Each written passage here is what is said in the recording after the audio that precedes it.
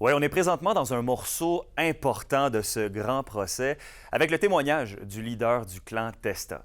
Cet avant-midi, on en était encore à son témoignage, donc son avocat qui lui pose les questions, la défense en bonne et due forme.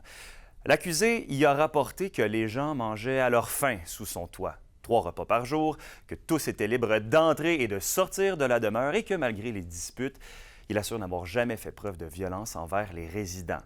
Testa se présente donc comme un médiateur des nombreuses chicanes et considère que le brouhaha généré par la quinzaine de résidents lui provoquait stress, épuisement et un sentiment d'impuissance. Bref, un homme qui avait simplement à cœur sa famille, dit-il.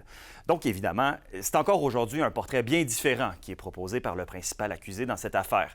Ce n'est qu'en fin d'après-midi qu'est finalement arrivé le très attendu contre-interrogatoire. Donc, c'était au tour de la couronne de poser des questions.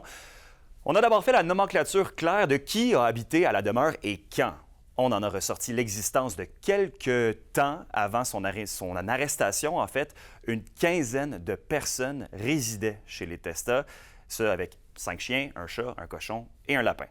On est revenu sur le fait que la majorité des résidents l'appelaient « papa » et qu'il a légalement donné son nom de famille à au moins 2 des résidents. Mais beaucoup de questions et surtout de réponses demeurent en suspens.